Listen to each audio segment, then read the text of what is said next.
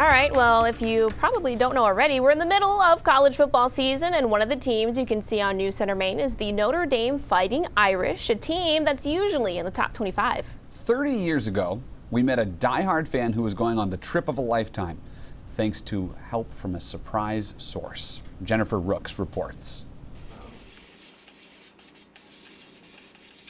You might say that cheering for the Fighting Irish runs in the blood of the Reed family. Grandma Mary Reed has made sure all 16 of her grandchildren, even 3-year-old Catherine, are big fans. Mary has followed the Irish for as long as she can remember. Even as a little girl, she'd listen to the games on the radio with her father.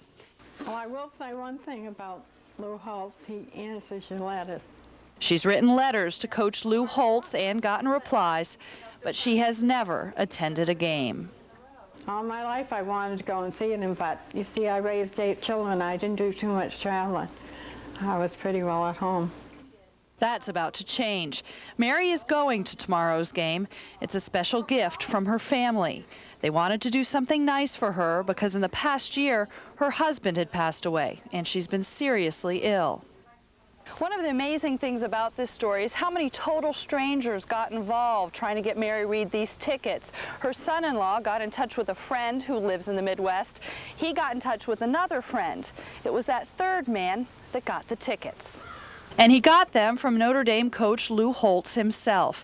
In a letter, Holtz's assistant writes, "The only access the coach has to tickets are from his small personal allotment. After reading your letter, it seemed to me that is the right thing to do." I'm very deeply touched by both what Notre Dame did and my son-in-law and my son and daughters and everybody who's trying to get me there. And all these strangers that never even met you. That's right. There's a lot of people excited about this. None so much as Mary Reed herself. And no, she says, she doesn't hold a grudge.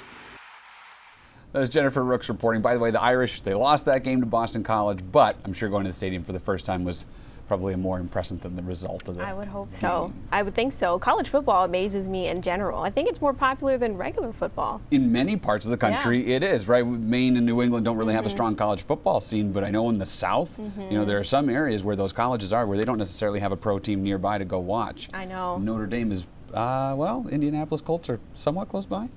Close enough, Anyway. I suppose. You know more than I do about it. All it is to say, can you imagine getting gifted tickets I know. by the coach of the team? I'd be excited to go, whether they win or lose anyway. Not bad.